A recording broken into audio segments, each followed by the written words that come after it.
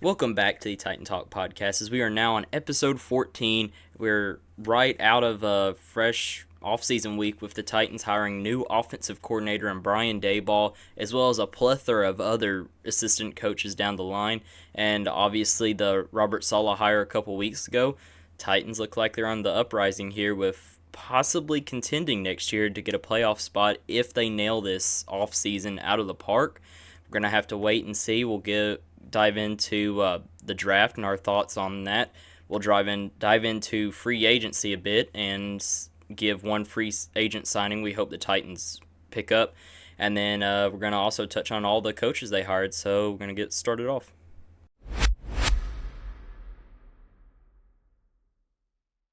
Now getting back into it, we're going to dive into our thoughts on the Tennessee Titans hiring new offensive coordinator, former Giants head coach, and Brian Daboll, as he is now our offensive coordinator. He had a great time working with Josh Allen over there in Buffalo a few seasons ago. He helped develop Jackson Dart this year, and he also helped with a bunch of Alabama quarterbacks in a few years down the road. I think it was like 5 years ago or something like that. I think it was a really good pickup, and he is really good at developing quarterbacks as he's done like Jalen Hurts, Tua, Josh Allen, and I feel like that is exactly what the Titans needed right now, and I feel like that's going to be a really positive impact on Cam Ward and the team as a whole. I'm just glad they got a competent coordinator and not someone who's just going to be calling random plays, on offense like it doesn't make sense, like not going for it on 4th and 2 or 4th and 1, punting it away when you're down by 20. Like you need to have someone who's going to be competent and who also can like Evan said, develop Cam Ward and build a culture for the offense to have some momentum going forward because they need it. And I think it's a great hire for them. Yeah, Yeah, I bet he knows what the rules of a catch is too. Yeah, I bet he does. I sure hope so. I'm just glad we're away from the days of Nick Holes as our offensive coordinator. As he, it was hilarious because I remember we picked him up whenever Brian Callahan got hired here. That was Brian Callahan's first choice, and he didn't even feel comfortable enough with giving him offensive play calling duties. Brian Callahan Yeah. kept them, and he was calling plays. Then he handed it down to the quarterback coach, not the offensive coordinator. So that really raised a question on what does this guy really do if he's not calling plays. Because we never knew, because apparently he never was the head of the offense either, because that was Callahan. So we never really knew what Nick Holes did for the team. And I think that was the first change that Robert Saleh made as soon as he got here in Nashville. That's the first thing he did was release Nick Holtz from the team. So that was Yeah. kind of crazy. But I mean, diving into the other coaches they hired, as you know, they drafted or not drafted, they picked up a lot of good coaches and respectable coaches around the league.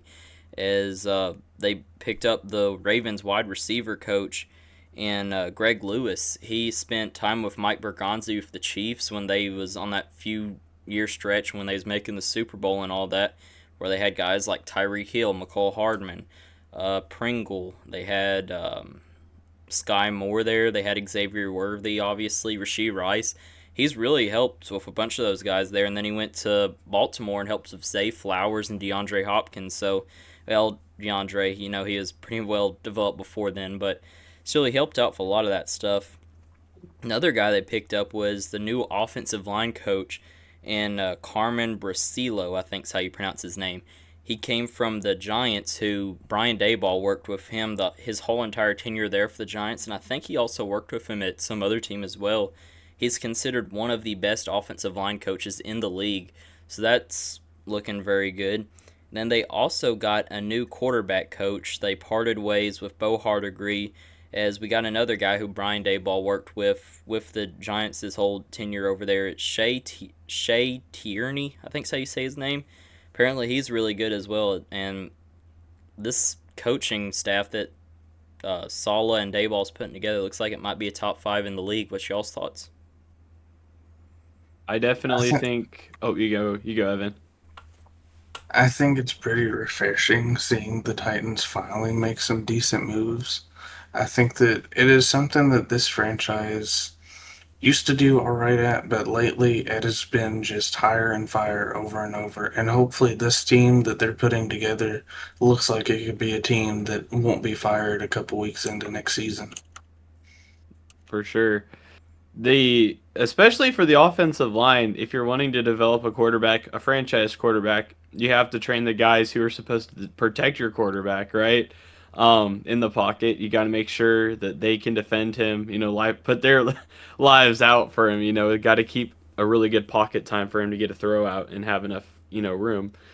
And I really like the wide receiver choice from Baltimore. You know, he is a great coach. From what I've heard, I've never really paid attention to him, but after hearing his track record and his accomplishments, accolades, he seems like a very smart choice, surprisingly, from the Titans, because their hirings have always been wishy-washy. So I think it's a great lineup. Yeah, I agree. I mean, I'm ecstatic. Can't wait for the off season. As you know, the free agency is coming up. I think it's like 6 weeks after the Super Bowl. I can't wait to see what the Titans do with all that cap space. I'm gonna be checking my phone nonstop that day to see if we pick up like guys like George Pickens, Brees Hall, someone like that.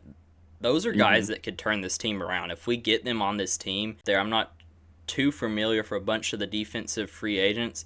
I know there's a couple corners that are really good that Sala worked with, but yeah, it's free agency looks to be really good, and the Titans also have a bunch of draft picks heading into the draft.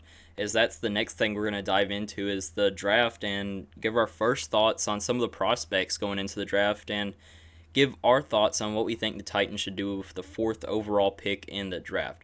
So we're going to dive into that right now. Now, getting back into it, we're going to give our thoughts on the draft going forward and who we hope the Titans draft fourth overall in the draft, or possibly if we think they might trade up and get a guy, or trade down. But I'm going to start it off with saying my pick for the Titans to get in the first round is wide receiver Carnell Tate out of Ohio State. I think he is really underrated. He played under Jeremiah Smith there in OSU, one of the best wide receiver prospects we've seen in a while in Jeremiah Smith. He's projected to get in the draft next season, but I think the Titans need to go ahead and pick up Carnell Tate here. There's been a history of first round wide receivers from OSU that had legendary careers. I mean, just look at it. You've seen JSN this season. He got drafted by the Seahawks in the mid first round a couple seasons ago. They've pretty much been nicknamed the wide receiver university. So I wouldn't hate if we get Carnell Tate here. That would fix some of the wide receiver issues, and then we could probably go edge rusher in the second round and get Akeem Mesidor, and then third and fourth, and pretty much for the rest of the draft just build up on corners because God knows we need it. But what do you think, Boston, on the draft going forward? Yeah, I absolutely respect Carnell Tate, and I think Mesidor would be a good choice. Getting close to the second round. I'm gonna keep Mesidor in the second round, but I'm gonna go with Ruben Bain in the first round. It would be absolutely awesome. Correct me if I'm wrong. Mesidor is the other edge rusher, right? They both worked in That's what I Miami. was. Yeah, that's what I was thinking. Okay, so for the best thing you could do is focus on defense, in my opinion. Defense will absolutely win the game. Offense can be wishy-washy, but you need good defense. So I'm going with Ruben Bain, projected to go in the fourth pick of the first round draft, and then I would want to get Mesidor for that second pick, because then you have two insanely good edge rushers at Miami who were just in the national championship, who put up a heck of a fight against the Hoosiers. And they actually looked really solid. Their defense was actually smothering the first round pick, Mendoza. And just a couple freaky plays let the Hoosiers win, but that's the two people I'd go for. And then I do agree with Nate, thinking that the corners should be stockpiled, because if you have three, you should have like seven or eight of them, because you don't got any depth there at all. So that's what I'd go with. Yeah, imagine those edge rushers with Jeffrey Simmons in the middle. That would be a lethal defensive line. That would be thrilling to Dude, watch. But oh my I just gosh. have to wait and see what the Titans end up deciding on doing, which, they've had a history as of late having pretty good drafts. And Hmm. earlier, some very bad and probably built up on one of the worst decisions made in all of sports history of trading AJ Brown to get Traylon Burks. And where's he now? Who knows? But what is your thoughts on the draft, Evan, and who do you hope they pick in the first round? I think that first round, the only right answer is either Ruben Bain or Carnell Tate being the receiver. Either one of those is a great option, but second round, you definitely need to go either edge rusher or corner. But overall, I would really want them to get Ruben Bain. Yeah, I agree. I mean, I wouldn't hate it if we somehow find a way to pick up another first rounder or just get us another second rounder. I mean, it'd be all right if we somehow find a way to keep our first round pick and then use that second we have already, trade back up into the first and get a late first rounder and also pick up another late second rounder. That way we can get pretty much receiver and edge pretty much solved in the first round. Then in the second round, we can turn our attention to corners and third and so forth because, oh, that depth chart looks nasty. But now we're going to get into free agency and who we hope the Titans pick up. There's a lot of guys that's rumored to enter free agency, like George Pickens, Dallas Cowboys wide receiver. There's a running back, Breece Hall from the Jets, who worked with Saleh, I know. A receiver from the 49ers who Saleh also worked with, and Jawan Jennings.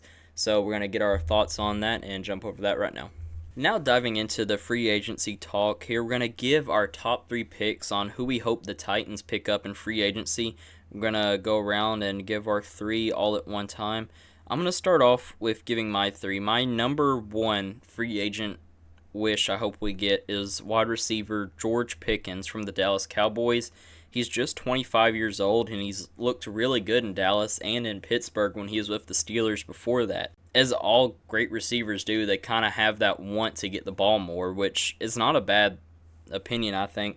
But my number 1 would be George Pickens, is who I hope we pick up in free agency here. My number 2, however, would be Trey Hendrickson, the edge rusher from the Cincinnati Bengals.